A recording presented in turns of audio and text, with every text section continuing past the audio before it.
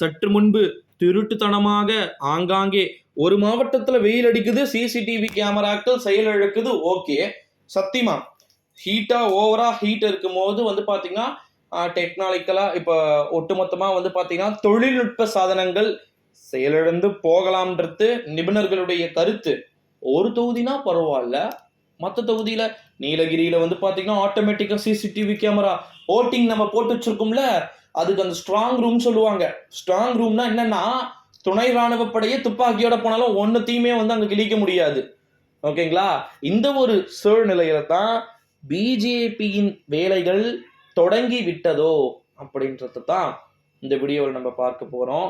என்ன ப்ரோ சொல்றீங்க அப்படின்னு கேட்டீங்கன்னா, பிஜேபி திருட்டுத்தனமான விஷயங்களை செய்ய ஆரம்பிச்சுக்கிறாங்க. அங்கங்கே கேமரா நடக்குது, 20 நிமிஷம் தான், என்ன 20 நிமிஷம் கேமரா ஆஃப் ஆயிடுது. உள்ள என்ன நடக்குதுன்னு தெரியல. ஓகேங்களா? ரெக்கார்ட் ஆகல. அப்போலோ ஹாஸ்பிட்டல் கதை தான்.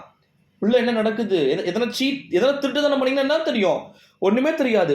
ஒரு 10 பொட்டி தூக்கி வெளியே போட்டு இன்னொரு 10 பொட்டியை மேலே இறக்குறதுக்கு எவ்வளவு நிமிஷம் ஆகும் சொல்லுங்க? இங்க கேமரா இருந்தா காட்டி கொடுத்துரும், பிரச்சனை இல்லை. இல்ல அங்க இருக்கக்கூடிய நிர்வாகிகளுக்கு பணப்பட்டுவாடா என்பது நடைபெற்று அவரை கேர்லஸா விட்டுறாங்களா? ஒண்ணுமே புரியல. இது 3 தொகுதிகள் இப்போ வரைக்கும் நடந்துருச்சு. ஈரோடு, நீலகிரி, கோயம்புத்தூர் ஃபுல்லாவே கொங்கு பெல்ட். ஸோ பி சேஃபா இருக்க வேண்டிய ஒரு கட்டம் வந்து விட்டது.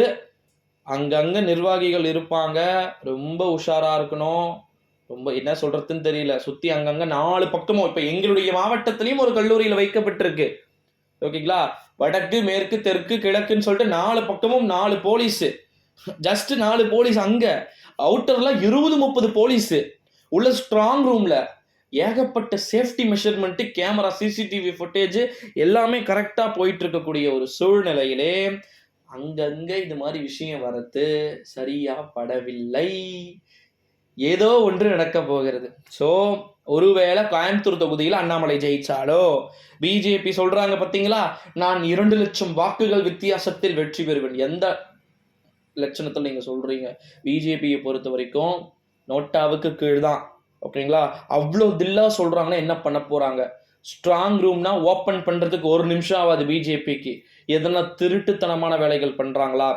சிக்கனாங்கன்னா ஒட்டுமொத்த கட்சியும் ஒண்ணுமில்லை, ஒரே ஒரு ஸ்ட்ராங் ரூம்ல ஏதாவது திருத்தனமா ஒட்டுமொத்த ஓட்டுகளும் அழிக்கப்பட்டு மீண்டும் எலெக்ஷன் நடத்தப்படும். ஒட்டுமொத்த தமிழ்நாட்டுக்குமே நடத்தப்படும். சீரியஸா சொல்றேன். அது மாதிரி ஆதாரப்பூர்வமாக நிரூபிச்சிட்டாங்கன்னா. ஆனா அந்த மாதிரி கையும் களவுமா மாட்டிட்டாங்க. டோட்டலா பாத்தீங்கன்னா கதை என்பது முடிந்துவிடும். ஸோ பி சேஃபா பார்த்தீங்கன்னா கட்சி நிர்வாகிகள் தான் பார்த்துக்கணும் நண்பர்களே. என்ன மாதிரியான அறிவிப்புகள் வெளியாக போகிறது அப்படின்றத ஒவ்வொன்றையுமே நம்ம வெயிட் பண்ணி பார்க்கலாம். நன்றி, வணக்கம்.